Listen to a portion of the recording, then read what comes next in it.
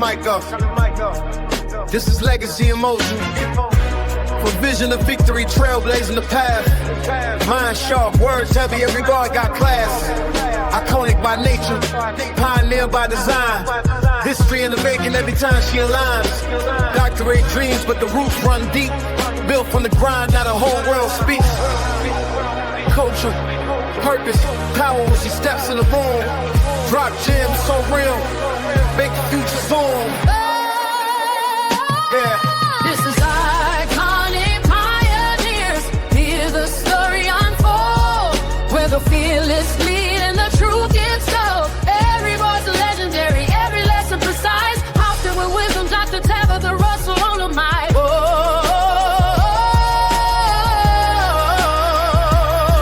Press play. Stay ready. The movement starts now.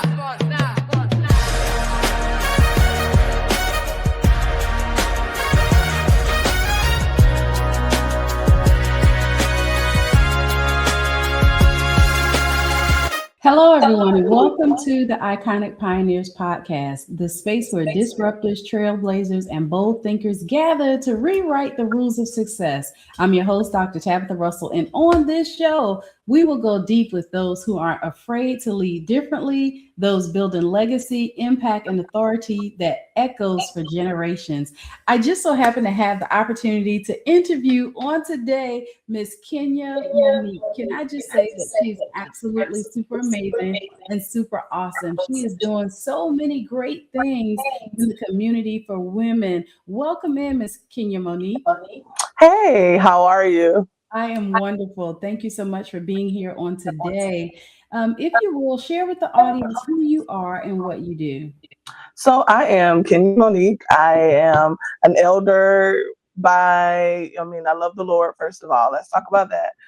So I'm an elder. I'm a minister of Jesus Christ. I am also a mother of two, but furthermore, I am a visionary. I love to speak with people about kingdom strategy, savings, budgeting, credit. So I am your solution strategist when it comes down to your finances. I love it. I love it. So tell me, what does being an iconic leader mean to you personally? Being an iconic leader is someone who has the ability to drive, who is able to thrive, and get out there and make things happen. Not just for their self, but also for their community, and making sure that they have the ability to pour back into others. I love that. That right there just speaks volumes, right? Because we know that being a leader, first of all, that means that you're going first in a lot of things, but more importantly, you're taking other people with you. So I love when you said that. So tell us about a defining moment when you realized that you weren't built to follow the crowd. Oh my God. So I can go back far as when I was a child, right? When I realized that there was just no way that I can continue to be a part of something. I can remember just as far as high school, where I always wanted to belong or feel as if I had to be a part of someone else's gang or their friendship group. And there was one pivotal moment when I was in my 20s where I actually was involved, with several people. I love doing fashion shows and modeling. And so I actually, participated and got involved with, some people in the community. And I realized in that moment, I was like, I can do this myself. This is something that I had visions and dreams, and I saw myself being a leader. I saw myself, wanting to position myself to do great things in life. And so in that moment, I continued with the friend group. I love them. But then I started stepping out on my own. And that's when I realized that, there is greatness on the inside of me, and that God had given me a special gift. And I just went with it. I jumped into it head first, and I just began to run and haven't stopped yet. So, yeah. I love it. I love it. Yeah. When you definitely know that you're not built to follow the crowd, it makes a difference. So Sure. I know that every leader faces resistance. What's one obstacle that almost broke you, and how did you overcome it? Oh my God, I think I think the main obstacle is when I found out that I was going to be, I can't use the term teenager because I was in my 20s, but I was going to be a young parent. I had dreams and visions for myself, wanting to, go to Atlanta and be just one of those Bonner Brothers hairstylists. Really loved doing hair. That was my passion. But when I found myself being a parent young, it kind of shifted things. It shifted my mindset. I never felt like I could not do the work or get the work done. I just knew that I had to change my outcome and my outlook in life, how I made my money, how I, did certain things, the job that I had. So that was one of my breaking points, is because I felt like in that moment that every dream that I had kind of shifted a little bit. And then I had to pivot from there. So becoming a mother didn't break me, but it made me who I was. But it did break my dreams, and how in that moment of how I felt like I could not live and I was not going to be able to do some of the things that I were destined to do. I like that. I like that. And it sounds like that you've since bounced back from all of that and going really Yeah. based upon that, we all have the opportunity to learn some life lessons along the way. I quite often like to say, life will teach you all the things that you need to know. Yes. You continue to keep going forward. So, how do you balance building wealth, influence, and impact without sacrificing your authenticity? Uh, Listen, that is one of the main things I think that is hard because in the society that we live, it's all about morals, boundaries, and values, right? And the thing that you place before you. So me balancing it is to make sure that I keep my foundation with God strong, and making sure that it's just not for me. But if I don't make anything, or if I don't, reap or benefit, but as long as I can bring the people up, that's where the satisfaction and the glory comes from, is making sure that his people are positioned in a better place. And I know that he will make my name great. I know that wealth will come just because I put focus on the things of God, and that is His people. So just making sure that my foundation is solid, making sure that I keep myself before the Lord, making sure I continue to pray, fast, and that my mind stays focused on Him, and everything else will be added. I love that. I love that. I believe that that is pivotal, right? That is key Yeah. to all of our success, right? God tells us to, get wealth, but also make sure that we're getting an understanding, right? He gives us the power to get the wealth, but get an understanding while we're doing so as well. So I think that that is good. So, what's the myth about leadership or success that you believe need to be dismantled immediately? The myth about leaderships is that I feel that needs to be dismantled, is that every leader is out to gain for their own benefit.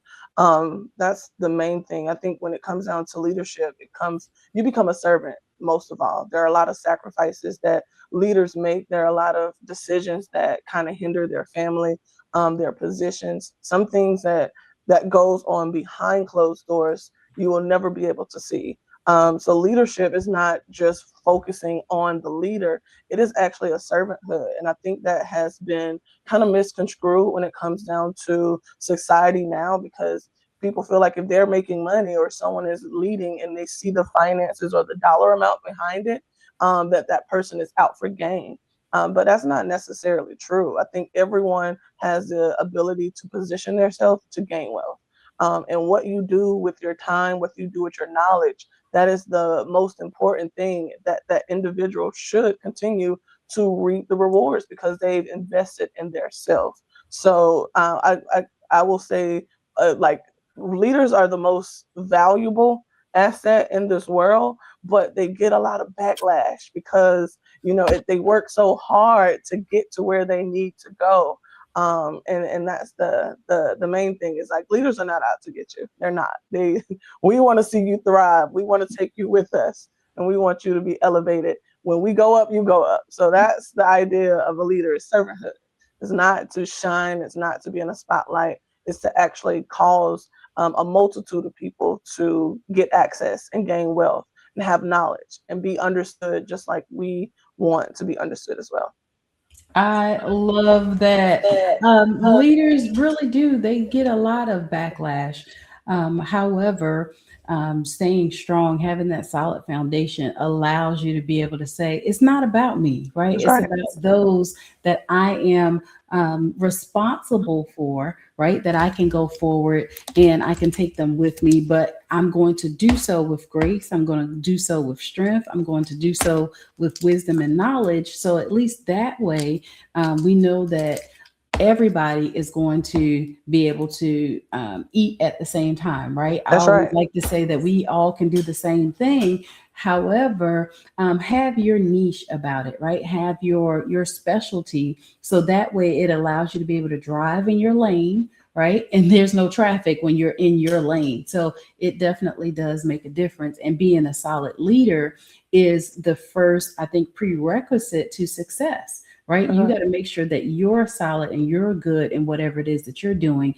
And as you're taking others with them, you show them that they got to have that same level of integrity and authenticity and all of that along with it. So I know that your success leaves clues, right?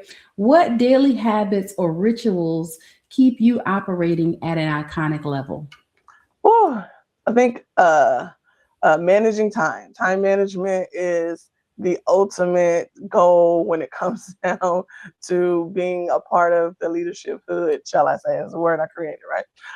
But time management, also making sure that you write out daily practices. So things that I'm doing today, I have to keep that strict like journal, that strict budgeting, that strict everything about my day has to be written down, or I have to bring it to remembrance. And sometimes it goes to as far as just recording some of the thoughts that I even had that day. How did it make me feel? Things of that nature. So just making sure that I focus on my time, making sure that I write my thoughts down, write my daily activities down, keep my calendar. I'm gonna tell you that calendar be lit. Okay. If it's not on my calendar, it's forgotten about. So my calendar has to stay on point and making sure that everything is in order and everything is done according to Pacific times, dates, and frames. Yeah, I love that. I tell people that I live by my device, right? My calendar dictates my day, and it'll be nothing for the end of the month for me to look on there, and it's like 90 things on there that I've accomplished that month. And folks are like, wow, how did you get all of that done? By having that proper structure, right? I use time blocking method, for example, and that's where I just set aside time, and that's all I'm focused on right then. And then I'll move on to the next thing. So I definitely think that that does definitely make a difference. So legacy is more than wealth. So what legacy are you intentionally creating for generations to come? So I'm glad you asked that question. Legacy is actually something that I've been truly trying to instill in my kids. I believe that that is one reason to why I have been successful in life, is because of the foundation that my grandfathers established for us and our family. So generational wealth, property, like, finances, making sure anything, when it even comes down to my kids' credit, setting them up from the time that they were in high school up until now, we have those discussions, right? I always say cash is king, credit is power. So having the knowledge and the understanding of what this world intakes is part of legacy. And that's something that I'm looking to build with, my children, my grandchildren, my great grand, is having the ability to understand wealth when it comes down to savings. Uh, my grandfather used to say, "Hey, did you put some money back?" And I'd be like, "Yeah, sure, I did. I put $10 back," but not giving me the solid structure on what that looks like. Dedicated money. Even when it comes down to property, we have land that was given to us generation over generation over generation. Okay, well, who can maintain that? What do we do with that? What does that look like? Do we build a family compound? Do we stick close within the family hood? So having all of those conversations And family meetings are important. So sitting down with your loved ones or sitting down with those that you plan to bring along with you and making sure that you have a development plan will also help you produce your legacy and what that looks like. Because everybody's, legacy will be different. Some will get theirs through insurance. Some have to build theirs from that foundation groundwork. And so whatever your framework looks like when it comes down to building legacy with your family, that's something that you really want to take that serious, because that's important of how we are able to live, allow our kids to live and our generations to come to live. And that's going to be important over the next several decades. I love that. I love that. I'm all about that family compound, right? You listen. we are, we are all about that. And it does make a difference when you find that you can do things together. It is life changing. It definitely does allow you to be able to do that. So tell me about what's the boldest risk that you've ever taken in your career, and how did it reshape your trajectory? Ooh, I think I have a few bold risks that I've taken. I will use this one because I am in the process of like trying to understand property and building like homes and things of that nature. So about 4 years ago, I get into this tax sales idea of, going out and, hey, let's see if I can find some property, right? And, I did. I went to a tax sale and I felt like I was rich. I'm raising my hand, throwing up, yeah, I want 500 on this, 1,000 on that. And so I ended up actually investing in two properties. One had a home on it, which I really, really wanted. And then the other one was just some land. And so I think that was like one of it really shifted my mind frame on how easy it was, first of all. But then also I had the ability to get one of the properties. So the land I received, the home I did not, but I got the interest of it. So in that moment, it shifted my mindset. That is a great way of investing and saving. If I can get the property, get the property. But if I can't, I can get up to 12% back of interest on my money. So I was just like, okay, well, this is something that I need to do every year. And it kind of shifted me and put me in another space to where like this is something that I can also leave for my children. And then once my grandfather passed, I actually found out that he was doing tax sales as well. So it kind of like I was like, oh my God. So I felt connected in that moment where, picking up a legacy that my grandfather was doing that I had no idea.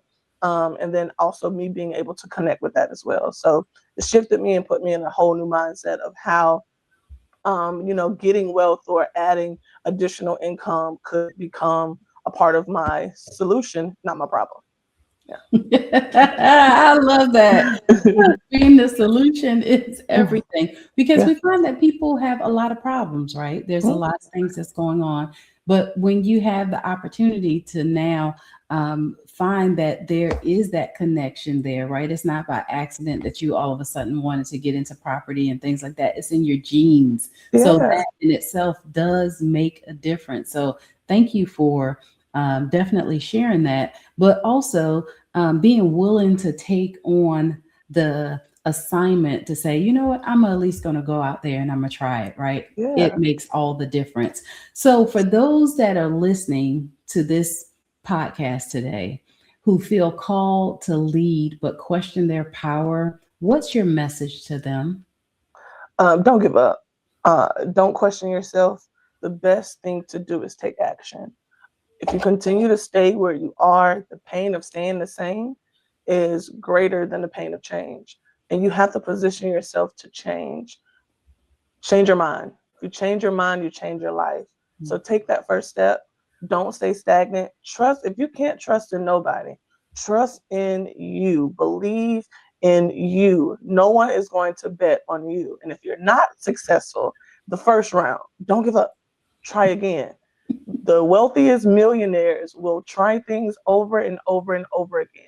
But what makes them a millionaire is they have the ability to cut loose things that are not working. So I encourage you to keep moving. I encourage you to shift your mind. I encourage you to pick up every dream off the shelf that you put over the past years and implement it. Take action, get the job done. Oh, that's so good. That's really good. Don't quit, right? Like I have that mindset, like you tell me no, oh, it becomes my life mission to prove you wrong, right? It can be done. You just have to be willing, right, to put in the work. Nothing works but work. That's it. Nothing works but work. And this last week, I was telling one of my groups to challenge the challenge, right? Whatever that challenge is in there, look, you get to challenge it. Go through the thing, not over it, not under it, not around it, but challenge it and go through it. So I believe that this is absolutely awesome. I enjoyed our interview on today. Finally, how can the audience connect with you? You can connect with me through my website, kenyamonique.com. You can also reach out to me. I'm on every platform, TikTok, Facebook, Instagram, even Snapchat. You can find me at A Flawless Creation or Kenya Monique would be my tagline. So follow me. Awesome. I appreciate you being here on today. It's been an awesome pleasure to just talk with you, to learn more about what it is that you're doing and how you're helping others to become iconic leaders and iconic pioneers. So thank you so much. We'll have to have you back on the show another time just to see how things are going, because I know that you have some amazing things going on in your camp and in the marketplace that you're doing. So thank you so much. And it's been a pleasure. Thank you. Same. All right. This is iconic pioneers. Hear the story unfold, where the fearless lead and the truth gets told. Every voice legendary, every lesson precise. Housed with wisdom, Dr. Tabatha Russell on the mic.